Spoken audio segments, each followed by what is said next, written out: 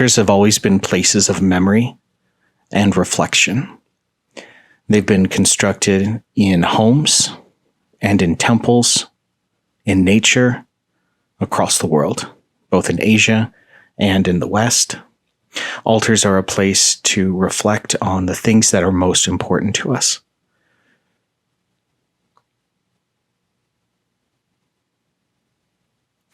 Home altars are constructed to this day, and we're going to be creating a nicho, which is a type of home altar for things that are important to us. They can be secular, they can be religious. It depends on the person. So we're going to be creating one. So I have templates made, and they are linked in the description below.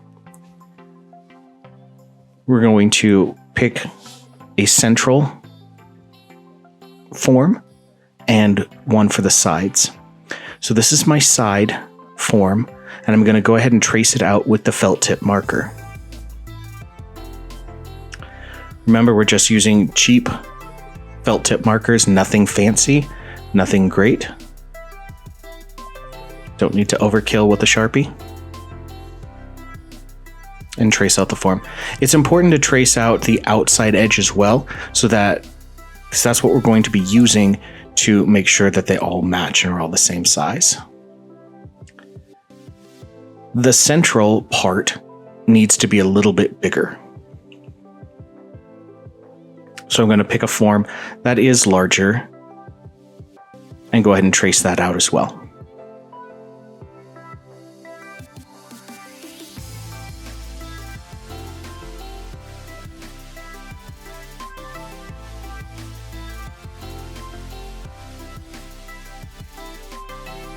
Again, I want to make sure that I do on the outside edge so that all of my pieces can be the same size.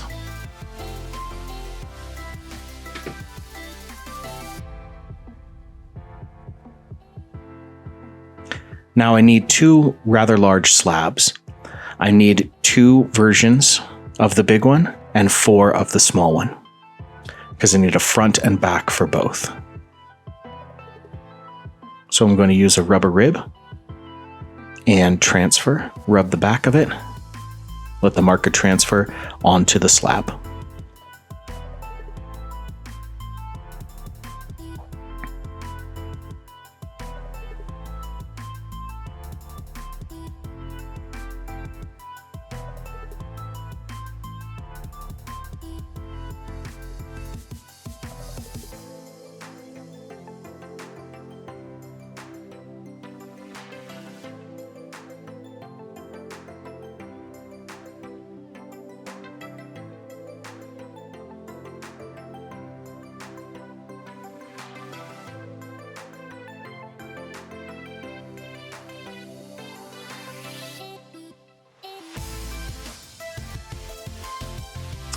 I am actually going to make a third one of the large central portion on a different slab.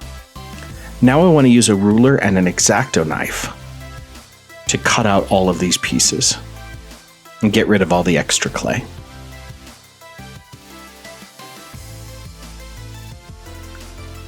Using a ruler is important. We want to make sure that we're not getting squiggly lines or uneven edges.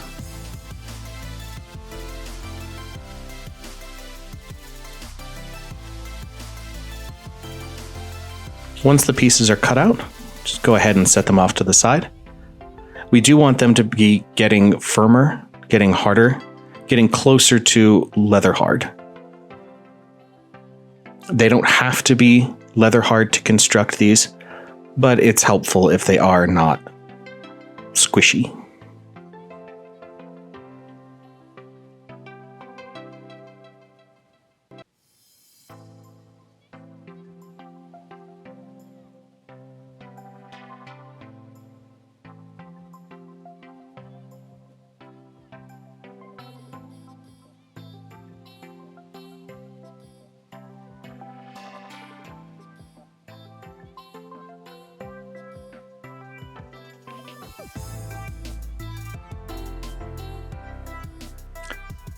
Now I'm going to create the sides.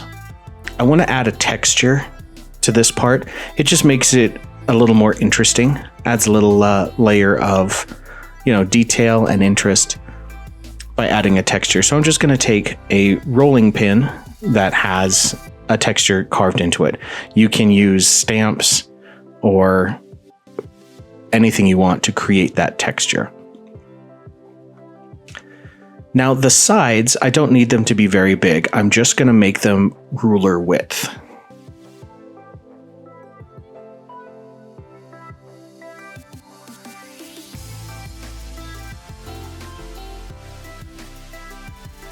I need 2 of these long strips for each box, and I've got 3 boxes. So I'm going to need about 6 of the long strips. Cut a few extra just for good measure, and you want to make sure to square off the ends. Slabs tend to get a little bit thinner at the edges, so you want to get rid of that so that we have nice, even, and consistent thicknesses. Now I'm going to take an X-Acto knife and I'm going to cut out, this is for the top of the side panels. I'm going to cut out the negative space so we can see into the Nicho box. Now you can see in the corners there were details that I'm going to leave out. That would have made the edges up at the top too thin. So if there are details that are added on to that you traced that are part of the original design, you're not married to them. You don't have to include them if it's going to weaken the structure of the slab too much. So the design looks great without those little corner pieces being chopped out. So I'm just going to leave them still attached and call it a day and just move on.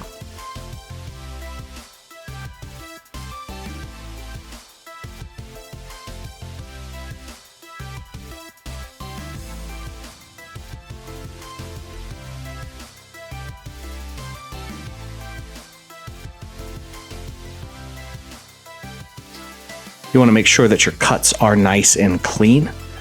They're not leaving any stray burrs or anything attached to those cut sides. If you need to go back and smooth them out later, you certainly can do that.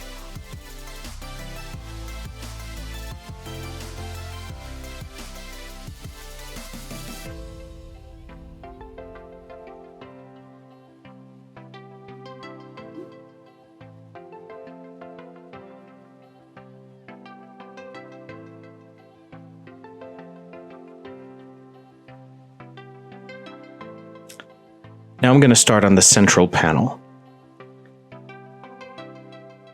Now remember, I have 3 of these central pieces. I cut one out off camera. I did the 3rd one so that I could add another layer of depth. So you can see here on this one, I'm cutting out a big piece in the corner of the arch. On the next one, I'm going to cut out a little bit less from those corner pieces so we get a nice layered effect.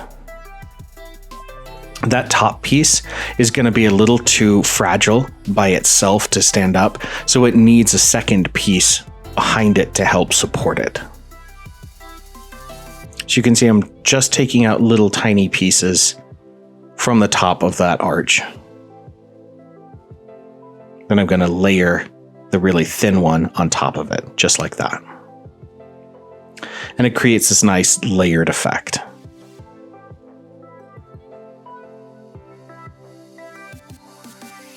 So I'm going to set that aside. Now what I want to do is grab a scoring tool and begin assembling the center box. So I need to score all of the top pieces so I can attach them, and around the edge of the back piece.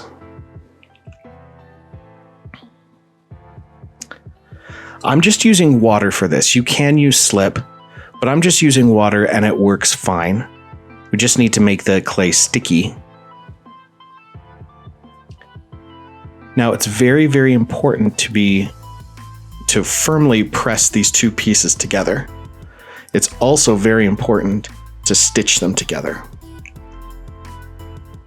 Without good pressure and without the stitching, they're gonna want to come apart as they dry. So we need to make sure they're really, really integrated with each other, especially because they're so fragile. They're so thin. Now I'm going to take those side pieces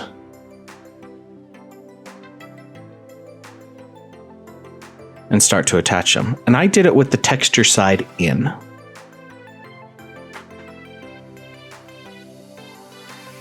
Again, I'm just using some water and a good bit of pressure and some good stitching to make them all attach.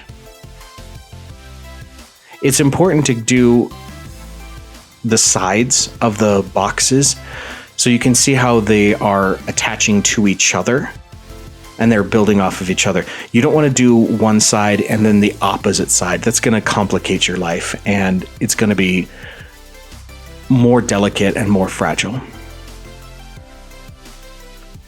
If you put the sides on that are at 90-degree angles from each other, it'll help add stability and strength to the box as you're building it. Now, you're not bound to making your sides this thin. You can make them as wide as you would like. You can make the box as deep as you would like. I kind of like the look of this rather thin box, so that's what I'm going with, but you can do what you would like.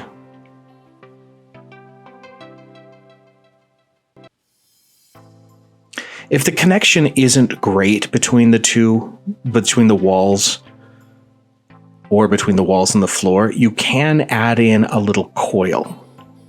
For mine, I didn't need to, and it worked out just fine. But if you need to, if you discover that it's not a great connection, go ahead and add in a coil so you have more to stitch together. Now I'm going to go ahead and add the top on, and then the first box will be completed.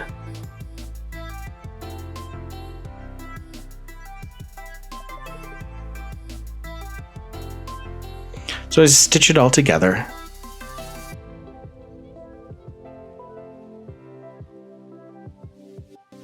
Again, use good pressure to push the pieces together and then stitch them, and you should be just fine.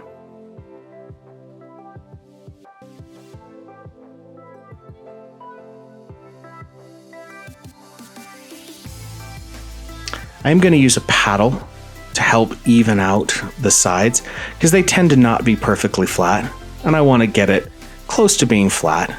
So I'm going to use a paddle. Notice that I'm putting my hand on the inside so that they don't, I don't squash or bend the sides. Going back to stitch, again, very important.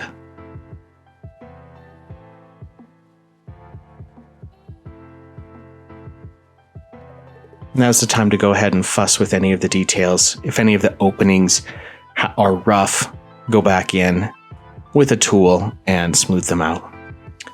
Now I'm going to construct the side panels in the exact same way. I'm going to score the edges, score the side pieces, add some water, and then attach.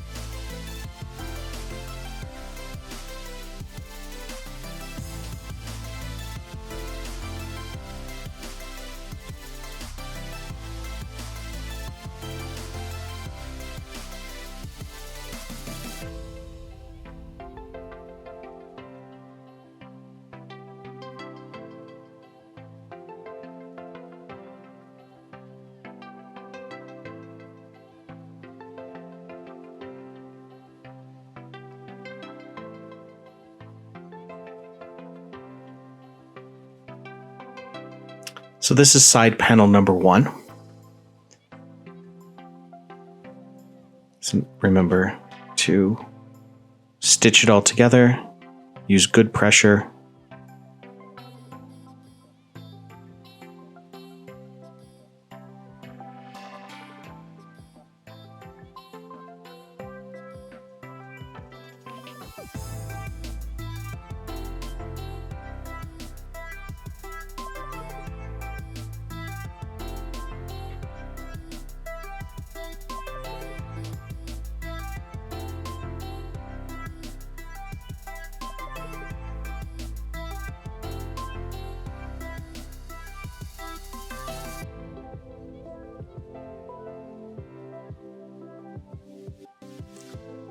And again, it's not necessary, but I like to use the paddle to make sure all the sides are as flat as they can be.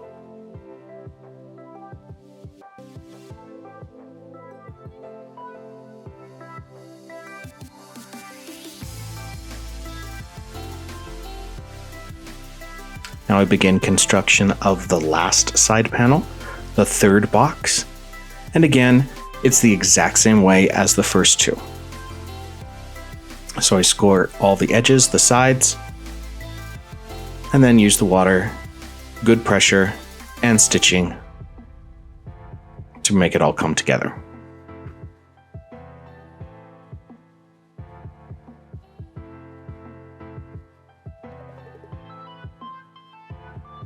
If you want to attach all of the boxes together, if you want to stitch them all together, that is up to you. I've made versions where I've done that, and I've made versions, this version I'm not going to. I leave them all separate so that I can arrange them how I want. It's entirely up to you.